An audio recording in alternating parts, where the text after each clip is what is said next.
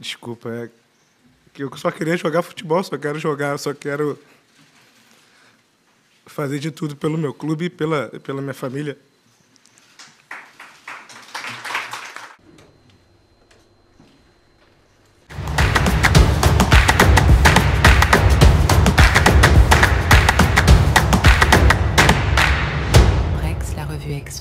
Salut à tous, bienvenue dans ce nouveau numéro de Rex. Ici, on décrypte l'actu, les infos et les faits divers. Je suis toujours en très bonne compagnie. Merci d'accueillir Cyriac. Salut Janice, comment ça va? Je vais bien, merci. Et toi, comment ça va? Ça va. Aujourd'hui, on va sur le continent. Ah ouais, là, on va c'est parler chaud, de tes frères Kamer et d'un frère en particulier. C'est chaud, on peut pas esquiver ça, on est obligé d'y aller. Allez, c'est parti. Alors, la news du jour, bon, ça fait quelques jours qu'on en parle, c'est le footballeur, ancienne gloire du football, Jérémy Ndjitap. C'est ça. Qui a découvert la nouvelle du siècle. Jesus Christ. Les enfants qui croyaient être siens. Franchement, c'est trop. Ne pas l'être. C'est trop. Je sais pas comment on doit se sentir à ce moment-là. Là, c'est. Toi, en tant qu'homme, trop. si la goutte avait fait ce coup-là, comment est-ce que tu allais te sentir? Je sais pas. Bon, déjà, resituons la chose dans le contexte. Allons, peut-être les gens ne comprennent pas la douleur, mais resituons un peu la chose dans le contexte. Le gars, c'est une ancienne gloire de football, high profile, hein, un peu, voilà, du style à la Samuel Eto'o, Didier Drogba, c'est au même niveau. Il a joué au Real, il a joué à Chelsea, puis dans d'autres clubs. Pourtant, on le connaît pas, hein. Bon, moi, je le connais pas. Tu le connais pas, mais t'inquiète pas, il nous a rapporté pas mal de médailles. En tout cas, c'est un joueur très connu.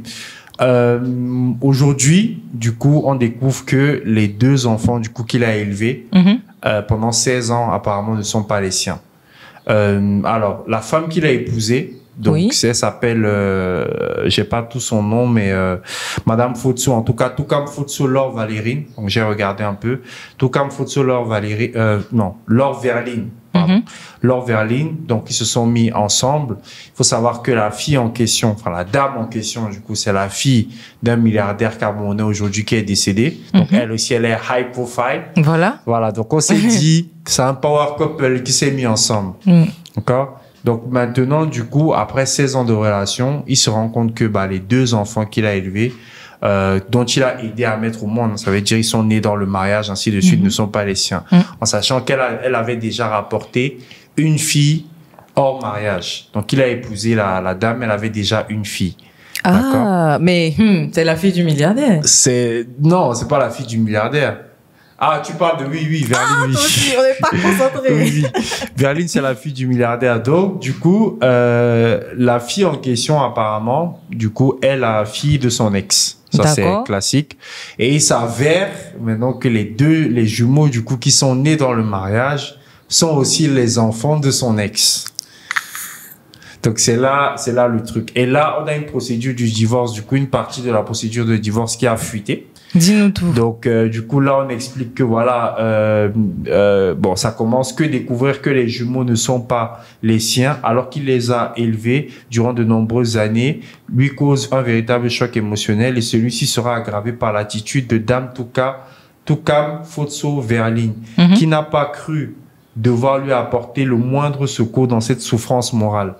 Donc, mais quel secours elle va lui apporter? Du coup, apparemment, de ce que j'ai suivi, c'est déjà au cours d'une dispute que c'est sorti. C'est comme si là, on s'embrouille. Ça, c'est une erreur fatale. Et puis, on te dit, de toute façon, tu vois, de toute façon... C'est comme si tu me disais là tout de suite, de toute façon, c'est pas toi qui devais être dans Rex. Tu vois le truc. Donc, du coup, c'est un peu ça. Et, tout comme Fosso Laure Verline, du coup, n'a cessé d'humilier et de le mépriser en le couvrant d'injures aussi dégradantes qu'infamantes. Mais attention, c'est... Oui. Cette histoire-là est un peu bizarre. Est-ce que ça cache pas peut-être un autre problème qui ne dit pas son nom? C'est ça qui est là dans la suite. Donc, ils disent, n'hésitant pas à le traiter de sillonneur de bas quartier et de tous les noms drôles d'oiseaux.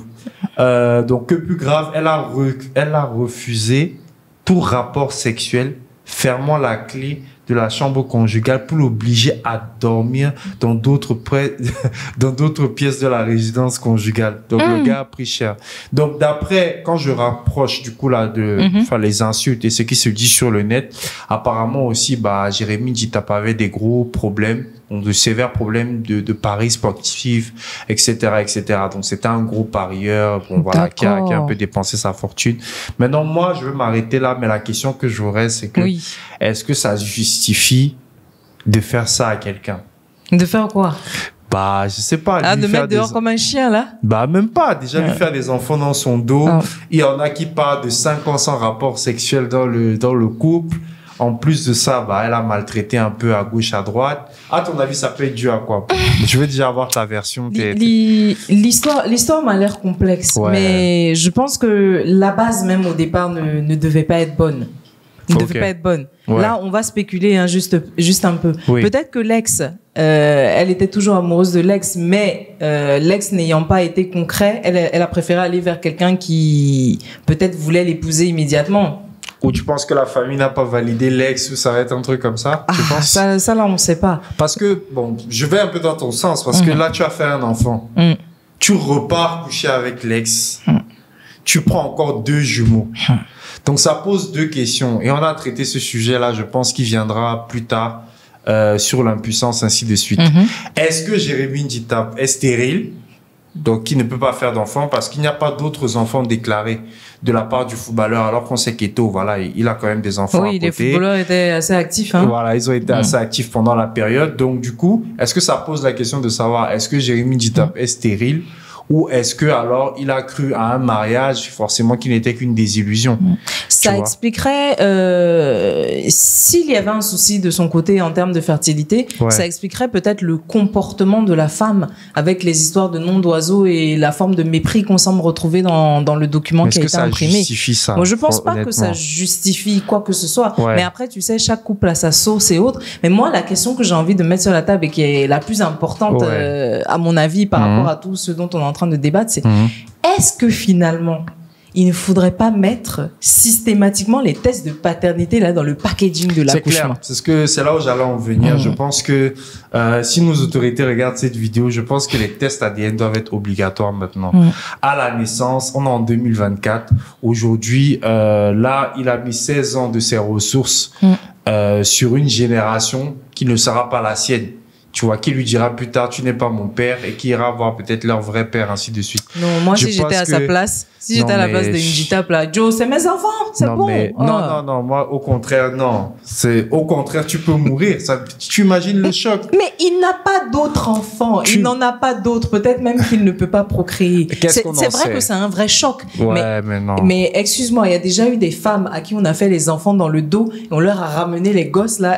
Elles ont ravalé la couleuvre et puis ont appris à les élever comme les leurs. Donc, les hommes aussi vont apprendre à faire la même chose. Mais le choc émotionnel n'est pas pareil. Après, tu vois, le truc, c'est que la question que je me pose aussi, c'est peut-être que c'est pour ça que nos anciens à l'époque, ils avaient fait le matriarcat. Hein, parce que je sais que dans certaines traditions, même chez les Baoulés, je crois, on retrace encore la généalogie à partir de la mère. Oui, parce qu'on est au moins sûr que l'enfant est le sien. C'est ça. Donc, du coup, on retrace la généalogie à partir de la mère pour justement éviter ce genre de choses. Mais je trouve ça quand même incroyable, et je crois les Juifs aussi le font, parce que tu es juif par la mère. Donc je trouve ça quand même incroyable. J'imagine pas en fait comment il doit se sentir genre à ce moment-là, quoi. C'est-à-dire que c'est pour ça que je dis aux gars, les gars, faites attention. L'argent ne veut plus rien dire. Hein. C'est le profil. Honnêtement, je suis choqué. Je suis choqué. Et donc, du coup, j'ai regardé un peu les chiffres. Hein. Tu me connais avec les chiffres. Les chiffres sur la fraude à la paternité. Donc, on tourne aux alentours de 26%, donc quasiment un tiers des enfants qui naissent en Europe, par exemple, ne sont pas du père, ne sont pas, enfin, en gros, 26% des enfants qui sont nés dans un couple ne sont pas nécessairement les enfants du père. Et le père n'est pas au courant. Et le père n'est pas au courant. C'est grave comme ça, c'est ce qu'ils ont pu quantifier. Oh, une chic chance sur 3, c'est rien. Parce que c'est de là où vient le chiffre, un tiers des femmes trompent, les 26% là, etc. C'est de là que ça vient, en fait. Mais tu sais que ces chiffres-là, d'ailleurs, ils sont pas tellement actualisés parce que c'est un peu vieux, hein. Oui, je crois que c'est du 2002 ou un truc comme ça. Enfin, je sais plus exactement, mais c'est vraiment, c'est incroyable. Honnêtement, je suis sous le choc. Je sais pas quoi dire, honnêtement. Je sais pas si les gens ont des choses à nous dire, mais honnêtement, ça touche tout le monde. Peu importe qui tu es, les gars, avec tout l'argent du monde, tu peux être high profile, ce que tu veux. Tu ne peux jamais lutter contre l'ex toxique. Ah, ça c'est clair. Mais il y a une question aussi qui se pose finalement. Oui. Parce que quand on voit que ce genre d'histoire-là, c'est pas le premier et ce sera pas le dernier. Oui. Mais finalement, qu'est-ce qu'on fait pour essayer d'enrayer un peu ce phénomène? Parce que finalement, les femmes qui mentent comme ça, sciemment, hein, je parle surtout de celles qui le font vraiment sciemment, est-ce qu'il ne devrait pas y avoir une forme de conséquence un peu plus lourde pour ces dames-là, des sanctions, je vais loin, hein, jusqu'à sanctions pénales pour dissuader, en fait. Parce qu'il y a, par exemple, aux États-Unis, la culture de la baby mama, où, bon, là, c'est facile, ils le font systématiquement, le test ADN, mais on peut te coller un enfant comme ça juste parce que tu es riche et tu te retrouves Et c'est surtout que dans les législations européennes, si tu as élevé l'enfant au bout d'un certain temps, il est considéré comme ton enfant, même s'il n'est pas le tien. Donc, tu es éligible à la pension alimentaire. Et donc, il y a un mouvement aujourd'hui qui est en train de naître toujours aux États-Unis, hein, comme d'habitude. Mais il y a un mouvement, du coup, qui est en train de naître où les hommes sont en train de contester, du coup, la paternité et sont en train de promulguer, du coup, des lois pour les fraudes à la paternité. Ça vient par rapport à quoi? Ça vient par rapport au droit à l'avortement. Parce qu'il y a beaucoup de femmes qui ont dit, j'ai le droit d'avorter si je ne veux pas un enfant, etc. Donc, il y a des hommes aujourd'hui qui arrivent avec une théorie et qui disent, est-ce que j'ai le droit maintenant aussi de me désolidariser d'un enfant que je ne veux pas? Ah, ça c'est une vraie question, hein. Parce que du coup, il y a des filles. Quand la femme tombe enceinte, tu ne peux pas décider. C'est son corps, son choix. Rights. Voilà, my body, my choice, etc. Donc, elle peut décider. Tu peux dire, moi, je veux l'enfant. Elle dit, je ne veux pas. Tu ne l'auras pas.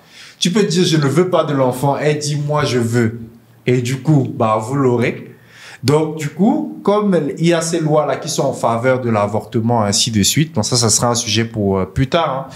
Mais il y a des gens, du coup, qui sont en train de se dire, comme la femme a le droit de se désolidariser d'un enfant, et pour les certains, ils disent de tuer un enfant carrément, moi, c'est beaucoup plus soft. J'ai le droit juste de me désolidariser financièrement. Mais en même temps, on n'a qu'à se dire la vérité. Aux États-Unis, les gars n'ont pas entendu la loi pour se désolidariser. On a bien le terme deadbeat dad, qui veut dire le daron qui n'est absolument pas présent. Les mecs disparaissent à fond, tu vois, à fond la caisse. Par contre, si on vise la communauté noire aussi, statistiquement, de les infos qui ressortent, 80% des enfants noirs, du coup, qui naissent dans ces couples-là, sont générés par 20% des hommes. Donc, 80% des bébés noirs qui naissent aujourd'hui aux États-Unis sont faits par 20%. Ça veut dire que les femmes choisissent le même type de gars. Et ça revient à ce que je dis, que les gars aujourd'hui, disons-nous les vérités, si ta go, là, elle a eu un ex toxique. Parce qu'il y a beaucoup de gars qui disent non, je veux pas comprendre son histoire, d'où elle vient. Et les gars, posez les questions, demandez c'était comment avant et tout et tout. Si vous sentez que c'était trop chic là, c'était trop sucré, mon gars, n'entre pas dans quelque chose que tu ne peux pas gérer. Parce que même si le gars est au chômage, ce qu'ils ont fait là, tu pourras jamais remplacer ça. À partir du moment où il pointe son nez, tu es mort. Pour moi, c'est mon avis. Parce que là, ça le prouve. On a parlé de Jérémy, on n'a même pas parlé de Roger Federer. Bon, pour Federer, là, moi... Dans la mesure où il n'a pas réagi, est-ce qu'on peut confirmer que c'est officiel? Mais maintenant, si c'est officiel, franchement, c'est clair que ça... Mais parfois, pareil, ça doit briser le cœur. Mais c'est une malédiction des jumeaux ou bien? Parce que lui aussi, c'est les jumeaux. Hein. Tu vois. Donc, du coup, est-ce que, pour moi, j'estime que peut-être Federer a pris de la hauteur. Je me dis que s'il n'a pas fait de déclaration, c'est pour ne pas rajouter l'huile sur le feu. Mais apparemment, au vu de ce que j'ai suivi de plusieurs médias qui sont quand même crédibles, les faits sont avérés. Mais je pense qu'il y a eu des fuites de la part de son camp, mais par méthode de PR, hein, pour se protéger. Forcément, il n'a pas fait de déclaration dessus. Mais ça reste un vrai sujet. Honnêtement, ça reste un vrai sujet. Donc, dites-nous en commentaire, pour moi, est-ce qu'on doit imposer la paternité? On doit imposer le test ADN à la naissance. Et est-ce qu'on vit aussi dans une société qui est trop et hyper sexualisée, quoi? Parce que les ex, vraiment... Les gars, faites doucement. Les gars, faites doucement, parce que celui qui arrive après, là, c'est compliqué. C'est très, très compliqué. Donc, je vais m'arrêter là. Voilà. Comme l'a dit Cyriac, laissez-nous savoir. Est-ce que la société est hyper sexualisée? Bon, moi, j'ai déjà ma petite idée, mais on attend aussi vos réponses en commentaire. Et dites-nous aussi si vous voulez qu'on baptise la petite moumouche qui nous fatigue, là, qu'on lui donne un chic prénom. On attend vos avis en commentaire. N'oubliez pas de vous abonner à la chaîne de l'Investisseur Africain et activer la cloche de notification pour ne rater aucune nouvelle vidéo. Mais on enchaîne sur un autre sujet. On reste toujours dans le domaine du sport, mais cette fois-ci, on va parler d'un sujet un peu plus grave. On va parler du racisme dans le football. Ouais. Alors, Cyriac, on va parler du joueur brésilien Vinicius Junior, qui ces derniers temps a fait l'actualité parce que on a vu qu'il a subi des cris racistes, des insultes racistes lors de matchs dans les stades, etc. Et il a été vraiment affecté par tout ça au point de pleurer en conférence de presse. C'est ça. Qu'est-ce que ça a suscité en toi, cette image-là? Honnêtement, la question que je me pose, déjà force à lui. Parce que ces derniers temps, il y a un gros acharnement du coup sur Vinicius Junior. J'ai regardé un peu ce qui se passe dans la Liga espagnole. Donc, on parle d'une hausse des discriminations et des signalements. Donc, on est passé de 0 à 53% entre 2019 et 2020. C'est énorme. Les Espagnols ont toujours eu une réputation plus ou moins raciste. Faut pas qu'on se mente. Moi, c'était plus l'Italie. Mais en Espagne aussi. En Espagne aussi. Oui. Mais voilà. Donc, du coup, entre 2019 et 2020, donc 53%. Donc, plutôt pas de 0 à 282, mais de 184 à 282, ce qui fait une hausse de 53% entre 2019 et 2020. J'imagine qu'avec les tensions politiques actuellement et les tensions nationalistes, ça a dû augmenter. Peut-être que le pourcentage augmente aussi parce que les gens en parlent plus. Par rapport à avant. Ils sont plus ouverts, c'est plus vocal, ils sont plus vocaux par rapport à ça. On va dire que les gens sont un peu plus emo. Bon, ça veut dire dans les émotions pour les non-francophones. Je vois. Donc, est-ce que... excuse-moi, je t'ai coupé. Est-ce que tu penses que finalement, la génération d'hommes actuels qu'on a, ils sont un peu trop soft? J'exagère, mais... C'est là où j'allais en venir, c'est que nous on a connu la génération Eto'o Drogba, la génération Dani Alves, où tu lances la banane, même attention, Dani Alves là. tu lances la banane, même il mange ta banane et tout, et puis il continue son match tranquille. Donc oui, mais est-ce que aussi la pression raciste, parce que on a eu le cas aussi avec Mario Balotelli, ça a absolument détruit sa carrière de foot. C'était vraiment... Donc il y avait soit football, soit racisme, etc. Donc aujourd'hui, j'ai aussi remarqué quelque chose. Plus on tend vers le côté sombre, plus on subit des actes de racisme. Je sais pas si tu as remarqué ça. Mais c'est toujours comme ça. Si c'était les Brésiliens un peu plus clairs de peau, les Neymar étaient et moins chambrés. C'est voilà. Et surtout quand ils performent, là, c'est toujours décuplé. Donc la question, est-ce qu'il faut être clair pour réussir dans le foot? C'est pas clair comme question, ça. Je te jure. Mais en tout cas, pour rester dans le sujet, c'est très très grave. C'est très très grave, mais honnêtement, moi je vais pas plus partir dans la partie où je vais me plaindre, etc.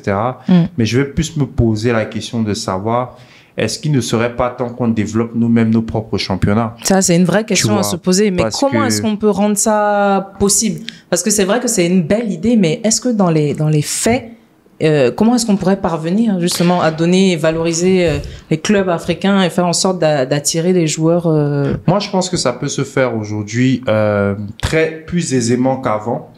Parce que d'un point de vue infrastructure, par exemple, on peut voir qu'ici en Côte d'Ivoire, on ne peut pas contester. C'était la meilleure CAN de l'histoire. Les Camerounais eux-mêmes ont reconnu, Non, mais ça, c'est clair. Ça, c'était même pas un débat. C'était la meilleure CAN de l'histoire. C'était la plus vue. On était à 2 milliards, en termes de visites sur le continent, sur le pays. On a vu, en termes de billets d'avion, on avait plus de 1,5 million, de touristes, etc. Donc, c'était vraiment l'une des meilleures CAN de l'histoire, sinon même la meilleure. Ça, il faut pas. Et donc, du coup, ça a mis un coup de boost aux autres pays africains pour pouvoir améliorer leurs infrastructures.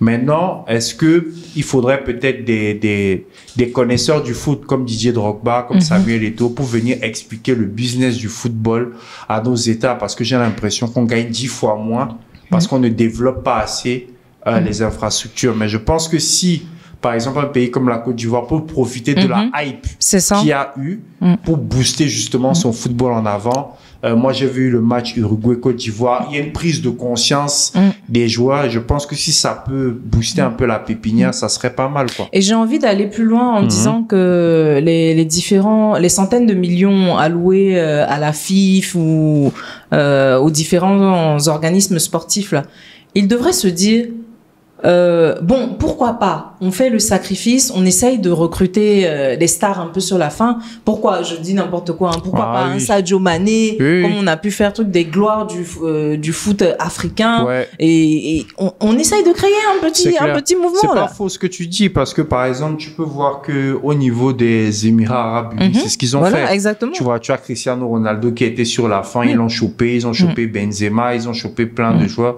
ce qui fait que ça a ramené une hype autour du championnat. Et aujourd'hui, ils sont en train de discuter avec les membres de l'UEFA pour faire entrer certaines équipes en Champions League. Tu vois, donc je pense que il y a des choses qui sont possibles. 80 à 90% des talents, on va dire, dans le foot aujourd'hui sont noirs. 75% sont africains. Voilà, quand tu vois la France gagner la Coupe du Monde, tu vois les noms, voilà, toi-même ça t'explique. En Allemagne, tu as les Serge Gnabry, je crois Gnabry est ivoirien. Donc je pense qu'il y a assez de talent. Mais malheureusement, aujourd'hui, ils s'exportent à l'extérieur parce qu'on ne met pas en place des conditions. Donc, je pense que le racisme, là, peut être résolu à partir du moment où tu as quelque part un endroit où tu peux te sentir chez toi et jouer de manière professionnelle. Et jouer avec ton public, parce que on a même eu le cas de, je rends hommage ici au joueur Alex Bossé qui est mort en Algérie par des suites de racisme. Hein. Donc, le mec, il a reçu des coups sur la tête juste après le match ou quelque chose comme ça. Donc, effectivement, c'est pas Marc-Vivien Fouet. Donc, la liste est longue. Mais ce que je veux dire, c'est que, honnêtement, à partir du moment où on peut développer le foot sur le continent, et que le continent aussi commence à peser sur la balance, ça peut arranger les choses. Il y a du changement. On a des pays africains, par exemple, qui sont en train de revoir la carte de la Coupe du Monde pour faire rentrer plus de pays d'Afrique. Parce qu'effectivement, la sélection se fait beaucoup plus sévèrement chez nous. Oui, il y a moins de pays africains même qui vont en Coupe du Monde. C'est ça. On a moins de place sur les cartes. Donc, les choses sont en train d'être revues petit à petit pour faire améliorer tout ça. Tu vois. Donc, en attendant, j'ai quand même envie de prendre cette prise de position là par rapport à ce que je disais tout à l'heure, où je disais est-ce que finalement les joueurs sont pas un peu trop soft et tout. Je vais nuancer légèrement mon propos en disant que souvent on est très très dur avec les athlètes et les sportifs de haut niveau en général, parce que la population lambda se dit mais ils se plaignent de quoi, ils gagnent des millions, ils peuvent bien supporter quelques cris de singe ou quoi. Mais attention, moi j'ai envie de vous dire le stade de foot, lui, c'est comme s'il va au boulot. C'est comme si c'est son métro boulot dodo. Le stade de foot, c'est son lieu de travail. Quand un citoyen lambda, il est sur son lieu de travail, ils se sont harcelés, environnement toxique, les insultes qui pleuvent matin, midi, soir. On appelle ça le harcèlement moral, n'est-ce pas?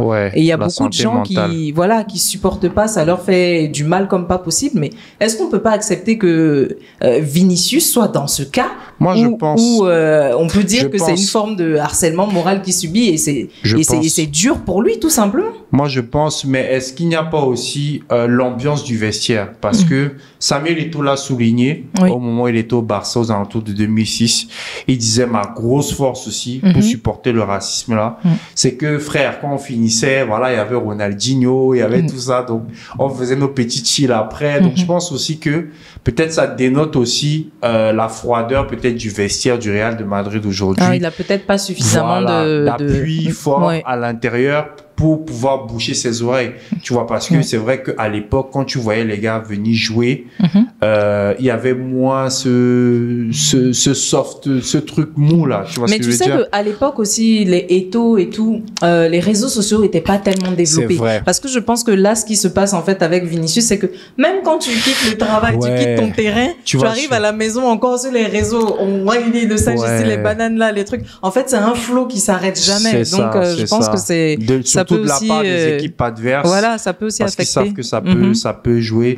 Mais ouais, il faut avoir un mental d'acier. Parce que je pense que le joueur qui subit le plus ça aussi, on néglige beaucoup Mais tu as mon gars Kylian Mbappé qui subit des trucs aussi sur les réseaux, mais j'ai l'impression que lui, c'est une muraille, quoi. Comment on l'appelle sur les réseaux Kylian Mobutu. Ah non, ça j'avais pas entendu. Le gars, c'est un dictateur sur le terrain. Mais je pense que, tu sais, à un moment donné aussi, Kylian, il est bien entouré. Et puis surtout, le gars, il a pas votre temps. Oh, il a pas le temps. Tu penses vraiment qu'il a le temps d'aller lire le commentaire? Ah, tel a dit Mobutu. Ouais. Il s'en fiche. Le gars a sa petite vision. C'est la hype actuellement. Je pense que vraiment, il a moins de. Et puis aussi, comme on a dit, hein, la couleur, là est moins compliquée. Donc, ce que je pourrais dire à Vinicius, s'il nous écoutait, c'est comme dans tout travail, hein, parce que je pense qu'il a sûrement dû réfléchir à cette possibilité. Si il met dans la balance et il pèse et qu'il voit que c'est juste insupportable. Je veux dire, quand il y a un boulot, on peut plus, on s'en va, on quitte. Mais le truc, c'est quoi? C'est que en Europe, là, il sera forcément confronté à nouveau encore au racisme. Si c'est pas, il va pas en Espagne, il va en Italie. On a parlé de Balotelli, c'est chaud. Il va en Angleterre. Et quand Hooligan commence pour eux, là aussi, c'est chaud. C'est chaud. Donc, c'est juste de savoir dans quel endroit il pourra aller et se sentir quand même bien et peut-être choisir un pays où on sanctionne de manière un peu plus efficiente, en fait. Alors, il y a une théorie du complot qui est en train de se jouer sur les réseaux sociaux. Dis-moi. Qui disent que les supporters madrilènes mettent une pression sur Vinicius pour qu'il s'en aille, pour que Mbappé vienne, parce qu'ils jouent au même poste, en fait. Tu vois, donc du coup, qu'ils accentuent le truc pour non, mais tu peux faire partir quelqu'un sans avoir recours à des insultes racistes. En tout cas, le Real Madrid a un gros historique de trophées, tuer la carrière même des joueurs. De tuer la carrière des joueurs. On a parlé de Gareth Bale, on a parlé de Ricardo Kaka, la liste est très très longue. Il y en a plein. Mais même Ronaldo, finalement, ils n'ont pas tué sa carrière, mais ils refusaient d'augmenter le gars. Tu te rends compte? Il était obligé de partir, la mort dans l'âme, juste pour prouver quelque chose, en fait. Le gars voulait pas vraiment quitter le club. Exactement. Donc ils gèrent mal leurs joueurs et ils vont finir par s'en mordre les doigts. En fait, le Real, c'est un peu ça. On te presse comme une éponge. Si tu tiens pas la pression, après, on te fait sauter. Bon, c'est la formule qui les fait gagner les titres qu'ils ont aujourd'hui. Mais ça a toujours été un club hyper concurrentiel, hyper select. Et je pense qu'ils tiennent à garder ça. Non, mais ce qu'il faut savoir aussi, c'est que les Espagnols, là, on a beau dire, ils sont très, très chauvins, hein. Donc, ils aiment bien aussi rester entre temps qu'ils peuvent, en fait. C'est ça. Donc, mais c'est pas faux. Quand tu regardes l'équipe nationale d'Espagne, c'est le Barça et le Real mélangés, hein. C'est, voilà, la majorité des joueurs viennent de ces deux clubs-là. Mais voilà, c'était un peu mon apport là-dessus. Je sais pas si tu as une conclusion peut-être à donner, mais. Ma conclusion, c'est, si tu n'aimes pas, il faut quitter. Il faut quitter. Bon, bien sûr, seulement si tu as les moyens de ta politique, hein, sinon il faut supporter. C'est clair. Et puis un petit big up quand même à nos autorités. Aujourd'hui, les Ivoiriens ont organisé la meilleure CAN de l'histoire. Les gars, il faut utiliser la hype peut-être pour développer j'ai l'impression que notre Camerounais cherche à prendre notre nationalité. Je n'aime pas. Non, les gars ont fait un travail extraordinaire. C'était vraiment la meilleure CAN, les gars. Bravo à la Côte d'Ivoire. Mais du coup, ça serait bien si comment il s'appelle le président de la FIFA, Idriss Diallo. Monsieur Idriss Diallo. Yacine Idriss Diallo. Qui prennent les rênes pour développer un peu le championnat, voir comment on peut collaborer avec Drogba, voilà, faire des choses pour que la hype monte. Je pense que dans chaque continent, il y a un pays catalyseur. La Côte d'Ivoire peut être le catalyseur qui pousse les autres pays à développer. Moi, je suis content qu'il y ait la meilleure CAN de l'histoire en Côte d'Ivoire. Ça va pousser les pays voisins. Et tu peux que dire ça maintenant, hein. Tu vas faire comment de toute façon? Non, mais c'est réel en plus, hein. Moi, même si peu importe, je l'aurais toujours dit, il faut que ça vienne d'un pays. Comme ça va pousser les autres aussi à faire. C'est ça. Si tu piques le Camerounais dans son orgueil, c'est bien pour que nous aussi on puisse développer le championnat. Développer, hein, parce que les stades sont pas encore finis, hein. C'est ça, c'est de la concurrence positive, tu vois, que de se descendre à chaque fois. Faut regarder ce qui est bien chez l'autre et puis copier et puis avancer. C'est comme ça qu'on devient tous meilleurs. Donc voilà pour moi. Et voilà, dites-nous en commentaire ce que vous avez pensé. Est-ce que vous pensez que Vinicius est un peu trop fragile? Est-ce que vous pensez qu'on devrait systématiser les tests ADN pour être sûr que chaque enfant qui naît est vraiment l'enfant du père en question? C'est un débat. On attend vos avis en commentaire. Légaliser la fraude à la paternité, là. Test ADN. En attendant, n'oubliez pas de vous abonner à la chaîne de l'Investisseur Africain et activer la cloche de notification pour ne rater aucune nouvelle vidéo. À très bientôt. Salut, Sariak. Salut. Ciao, ciao.